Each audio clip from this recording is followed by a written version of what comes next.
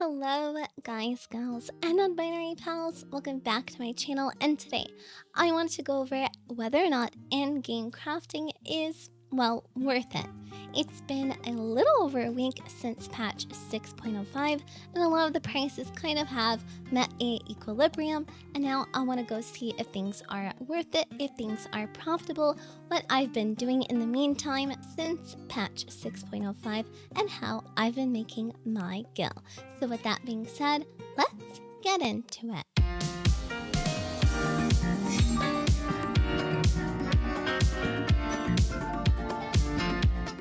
But before I do get into it, a short channel update. I've been gone for a while, around like a week and a half since my last video, and I've been just pretty sick. I couldn't talk, I lost my voice. It was kind of awful, but I'm feeling better. My voice is getting there, not fully there, so I'm so sorry if I do sound kind of stuffy in the video. Also on Friday, it is going to be a big fat stream. I'm going to have Mog Station items that I'll be giving away to my YouTube viewers, Twitch viewers, and people on Discord. So if you want to come hang out and get some goodies, I hope to see you there on Friday, GMT +3, 5 p.m. And of course, it'll be on both YouTube and Twitch. So I hope to see you there. Now, let's get started. So in my last video, I went over what happened to me on the first 2 days of patch 6.05. TLDR, I basically lost a heck ton of money on pentamelding my gear. I barely crafted any endgame items, and the things that I did, I bought the mats at day 1 prices and sold the items at day 6 prices, meaning I lost a lot of money that way. But now time has passed, and I kind of want to go over, if things are worth it now, since there are less people there to compete with, and mat prices kind of have equalized. Since I haven't been crafting any endgame items, I do also want to share what I have been crafting and how I am very close to hitting 100 million, which is kind of huge for me. That was my biggest milestone. A lot of people I know that do have around 100 million, most of them didn't make the 100 million, well, a good chunk of the 100 million within Endwalker or Shadowbringers. A lot of it has come from crafting back in Stormblood, which crafting in Stormblood was a lot different than crafting in Shadowbringers, and especially now in Endwalker. So it's kind of a huge milestone for me, and I'll show you how I've been getting super close to that 100 million mark. Here we are in Teamcraft, and I just want to shout out Teamcraft because, oh my god, I love the new feature. It is price to craft. Now, it is kind of like, okay, whatever, but just seeing the singular items price to craft, you can look at a list and decide, oh wait, I'm only going to make 1k profit for this ingot, but the other ingot I'm going to be making a 10k profit. You would much rather make 10 more of the 10k profit ingot instead of the 1k profit whatever else. So this is a very important thing. If you're looking at an intermediate list, check what has the most profit and prioritize them first. Now, the thing is, this is a form of max level crafting, or well, endgame crafting, one I prefer more than just crafting gear. The undercutting a lot. There is a lot more undercutting in gear, but there is still undercutting in intermediates, but a little bit less. Now, the important thing is to craft HQ. This is the only reason why you would really want to buy an intermediate, although a lot of people buy normal quality for some reason. I don't really know. If the normal quality prices are looking pretty good for you, you could of course do normal quality as well. It takes less time to craft, but prioritize the high quality versions of these intermediate mats. Now for 20 of each intermediate mat HQ, you would make a profit of 659k. Now you would spend 869, earn 1.5 mil. Of course the profit is 659k. Not bad. It is only around, this is 100 crafts. It will take a while if you're doing an HQ, because a lot of these require 2 macro presses and either food and pots, depending how far you have melded your gear. For me, I have not fully melded my armor or my blacksmith, so they require food and pots. Please factor in the food and pots that you do use for crafting because they do factor into the price. Now, the thing is, even if you gather all your mats to craft this intermediate mat, if you crafting and you're selling it at a loss, you are still losing money even if you gathered the items yourself, because you're spending time, which you could use that time to go do something else, to gather something else, to craft something else.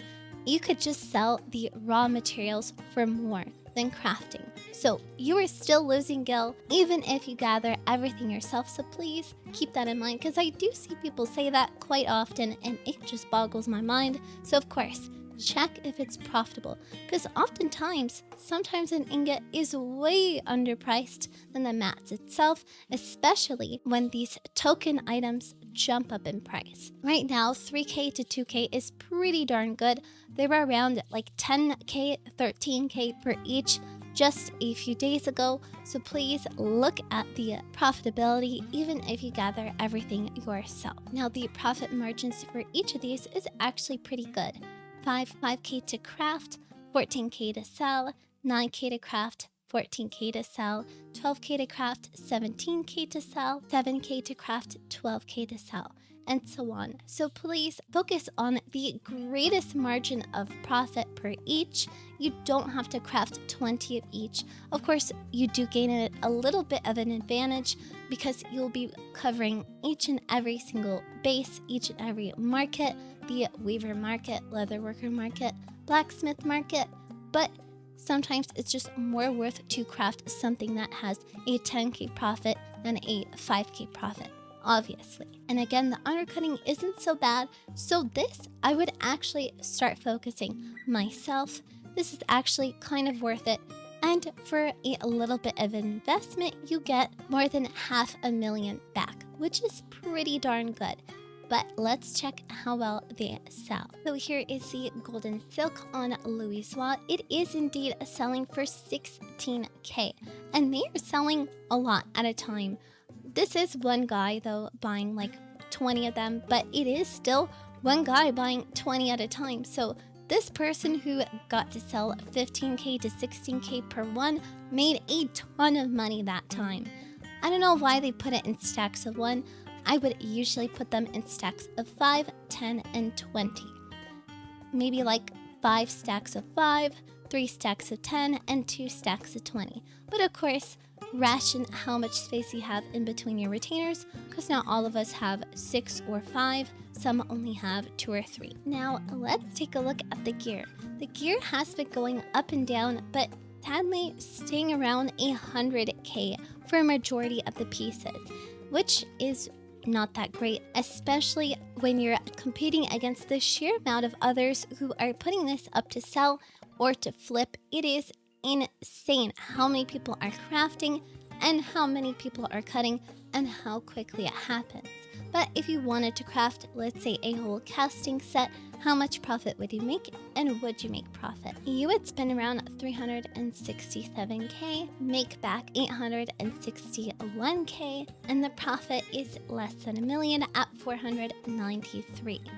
Now, this isn't bad at all, though the price to pentameld your gear if you haven't, food and pot, and the fluctuating price of each piece, what it sells for on a different day, and the amount of people that you are getting undercut by, and how long you're sitting at a bell undercutting, really keep in mind if that's actually worth it or not.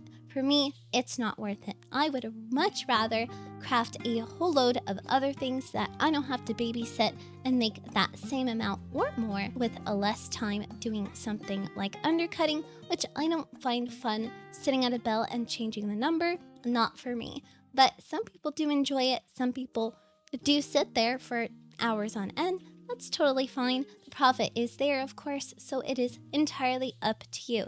But I do advise just finding another market, doing something else that doesn't require the amount of babysitting that endgame gear tends to require. And finally, we can look at the last endgame craft, which is Culinarian and Alchemy Food and Pots. Now, this is all the food that is actually bought. There is some food with like spell speed that nobody buys, nobody wants, nobody uses it for raid food. These are the best food and the best pots. This is 30 of each, which is 10 crafts per one, since whenever you do craft a food or a pot, it gives you 3 instead of the usual one. So this is 90 crafts in total. Now, of course, each craft is around 2 macros, so it's going to take quite a while to craft all of these.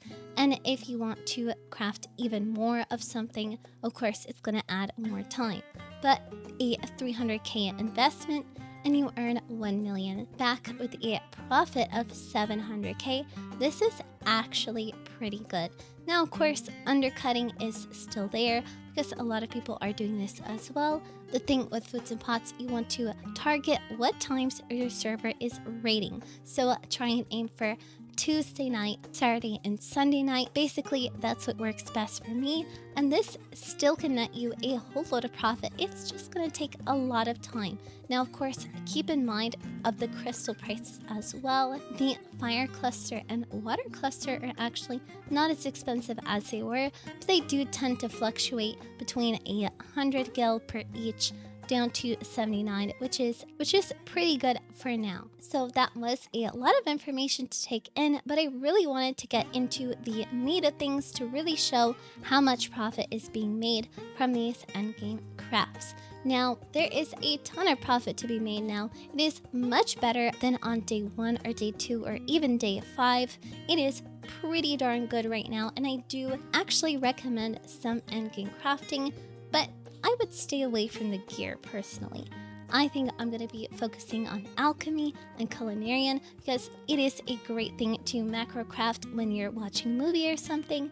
Otherwise, what have I been doing in the meantime? So I've been gearing up to make my leather worker video, and I've been selling a lot of leathers, taking the opportunity from the team craft list and seeing the profitability of each leather, seeing which has the highest margin of profitability, and going in and kind of focusing that. And with that, I have made well over $1 million in the last 2 days, which is kind of insane for just quick crafting, not even bothering with high quality, just going in, quick crafting around 99 of each, and going to sell.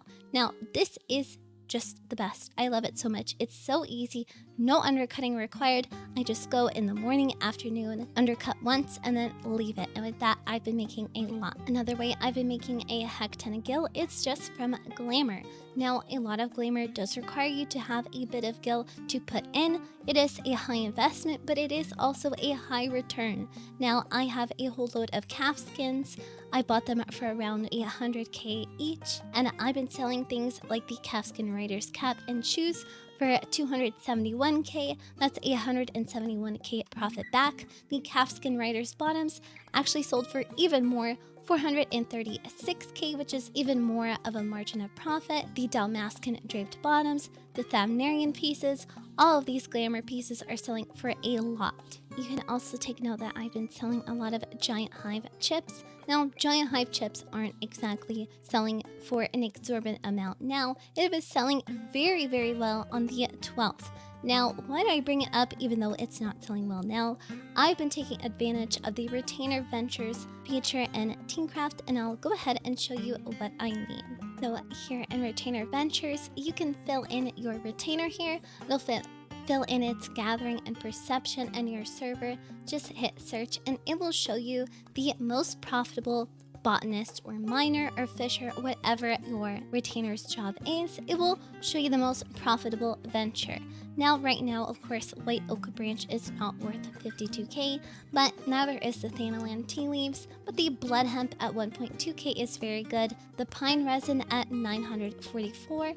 Each venture you send out is easily 47k, 62k per one. So in just 2 hours, you can easily make 100k gil, just like that. But of course, check the price, check what sells often. I try and look around at the 500 gil mark, and if I were to choose any of these, the Santique logs is very good, Shroud Seedling is very good, and any kind of item that is being used in current crafts right now. so also including the royal grapes. But of course, check how much it is, check how often it's bought, and determine what you're going to send out via that.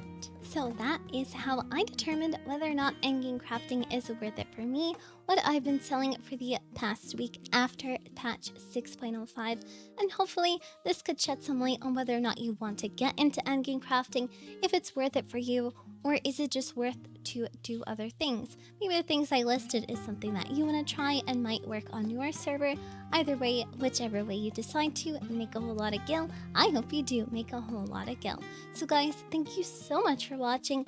I do hope to see you on Friday on Twitch or YouTube, as this stream is gonna be great and I really hope to see you there. Like, comment, and subscribe if you want to. And before I forget, thank you to everyone that supports me on Twitch, Discord, and YouTube. You all keep the channel going. Like, comment, and subscribe if you want to, and I'll see you in my next video. Bye-bye!